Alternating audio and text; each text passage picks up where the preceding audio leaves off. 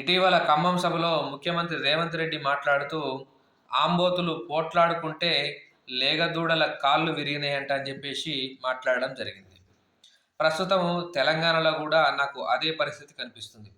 ఎట్లాగంటే ఆంబోతుల వంటి ఇటుపక్క కాంగ్రెస్ పార్టీ, అటుపక్క బీఆర్ఎస్ పార్టీ వాళ్ళ స్వార్థ ప్రయోజనాల కోసం కొట్లాడుతుంటే, ఇటుపక్క లేగదూడల వంటి ప్రజల యొక్క ప్రయోజనాల కాళ్ళు విరిగినట్లు నాకు అనిపిస్తుంది.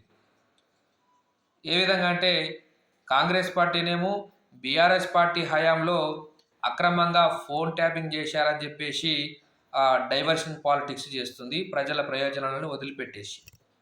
ఇటుపక్క బీఆర్ఎస్ పార్టీనేమో నైని మైనింగ్ సంబంధించి బొగ్గు కుంభకోణం చేశారని చెప్పేసి కాంగ్రెస్ పార్టీ పైన ఆరోపణలు చేస్తూ ప్రతిపక్ష పాత్ర పోషించకుండా ప్రజా సమస్యలు గాలికి వదిలేసింది. ఇటొచ్చి వీళ్ళిద్దరి మధ్యలో ప్రజా సమస్యలు మాత్రం తీరే పరిస్థితి లేదు.